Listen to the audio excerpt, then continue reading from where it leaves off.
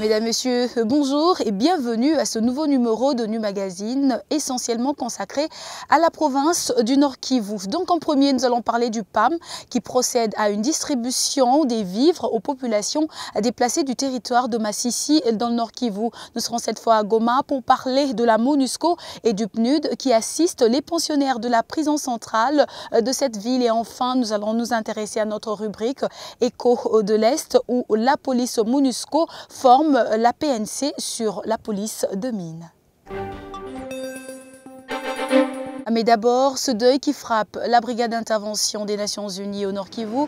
Un accident de la route s'est soldé par la mort de 3 casques bleus tanzaniens et de 2 blessés graves le 11 août dernier dans les environs de Kanyabayonga. Et quand même, malheur n'arrive jamais seul. Un peu plus tôt, un autre véhicule de la brigade d'intervention du contingent sud-africain connaissait aussi un accident dans le territoire de Masisi. On déplore ici 2 blessés. Nous y reviendrons. D'abord, les informations. Commençons par cette assistance humanitaire dans le territoire de Masisi. Plus de 40 000 personnes, des déplacés internes et leurs familles d'accueil bénéficient d'une aide alimentaire du PAM. Le 5 août dernier, en partenariat avec Oxfam Grande-Bretagne, une foire aux vivres s'est tenue à Kinigi, non loin de Rubaya. Les bénéficiaires sont les déplacés qui ont fui les affrontements entre groupes armés. Les vendeurs sont des commerçants de Kinigi et de la contrée environnante. Et ils échangent donc, ils apportent ce qu'ils ont produit localement sur le marché et les déplacés achètent avec leurs coupons. À la fin du marché, les commerçants se rapprochent de notre partenaire, de nous-mêmes, pour avoir la valeur de leurs coupons, c'est-à-dire se faire payer en argent. Chaque ménage reçoit un coupon d'une valeur de 72 $ pour se procurer les vivres de son choix dans cette foire alimentaire par des commerçants locaux.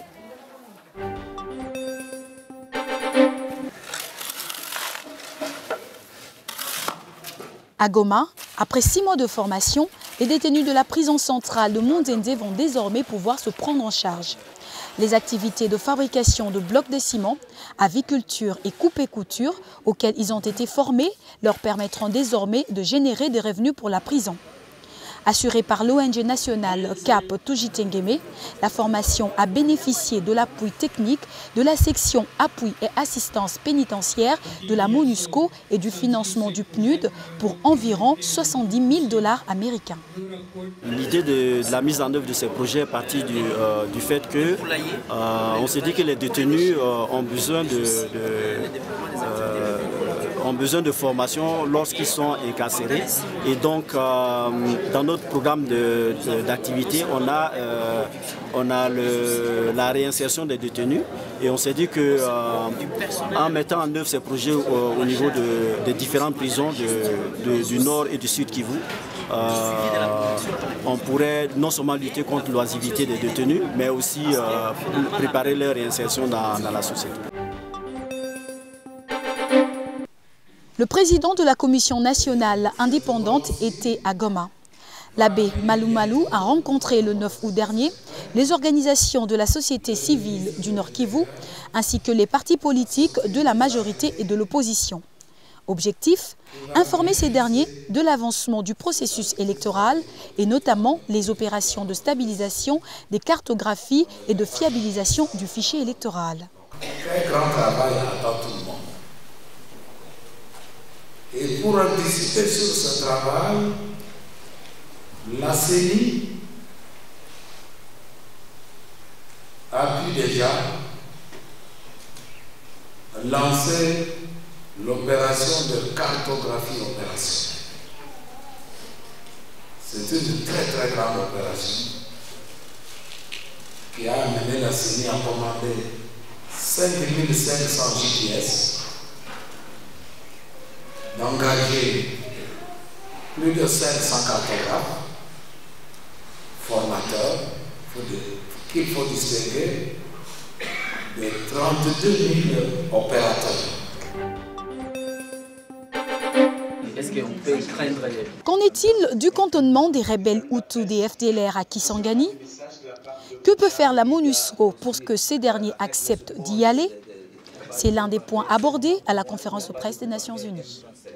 L'élément important dans la concertation, la coordination, c'est le gouvernement, c'est le SADC, c'est SDLR et MONUSCO et seulement le soutien de processus avec l'accommodation, avec la nourriture, avec la sécurité et la santé. Et alors, ce n'est pas possible de parler sur la solution de problème de FDLR seulement ici à l'intérieur de la MONUSCO. Depuis le début de ce processus de désarmement des FDLR jusqu'à aujourd'hui, la MONUSCO a déjà engagé $1 million dans cette opération.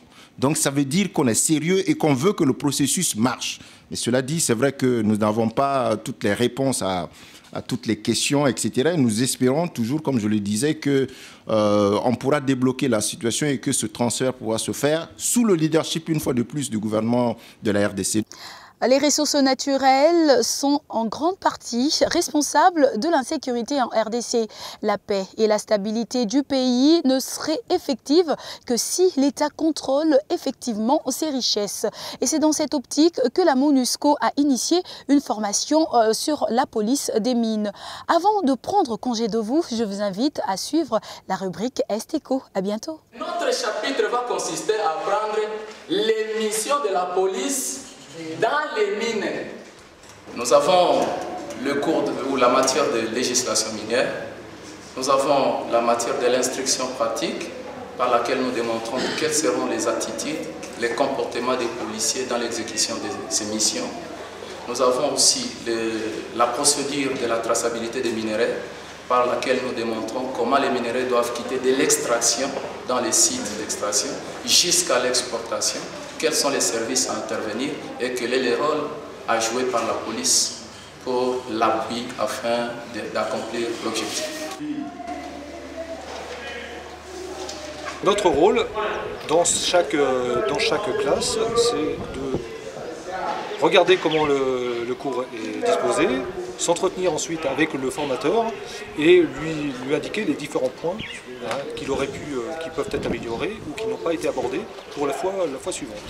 Nous sommes à l'école nationale de la police de Mugunga dans la périphérie de Goma. Les sols congolais regorgent des ressources minérales. D'aucuns qualifient la diversité et la quantité des richesses minérales du sol et du sous-sol congolais comme un véritable scandale géologique. Ces richesses attisent bien des convoitises qui elles-mêmes sont à la base des conflits armés et de l'insécurité. Cette situation pose un énorme préjudice aux populations locales qui n'en tirent aucun profit, pas plus que l'État congolais d'ailleurs. La paix s'installe, la stabilisation suit son cours. Une nouvelle gouvernance doit prévaloir dans l'exploitation minière. Quand on a choisi la polymine, c'est un bailleur qui a pensé à la lutte contre les zones illicites des minéraux. Mais pourquoi on a créé cette police maintenant? C'est conscient de cette situation que la police MONUSCO a intégré dans son cahier de charges un module consacré à la formation de la police des mines. Il est impérieux pour la République démocratique du Congo de former cette police afin de lutter contre toutes les fraudes, contre le braconnage, contre les vols de substances minérales semi-précieuses ou précieuses, afin de maximiser les recettes de l'État et aussi mettre fin à ces phénomènes de groupes armés qui ne font que s'enrichir par le minerai afin de renforcer encore en armement et en munitions et continuer toujours à combattre le pays. L'État congolais va profiter lorsque je mettrai fin aux fraudes. Donc, je ferai le tout de mes mieux de faire maximiser les recettes à l'endroit là où je serai. À noter que pour les Nations Unies, les cités minières doivent évoluer du statut d'îlot de stabilité en îlot de prospérité. Nul doute que ce genre de formation constitue une pierre à leur édification.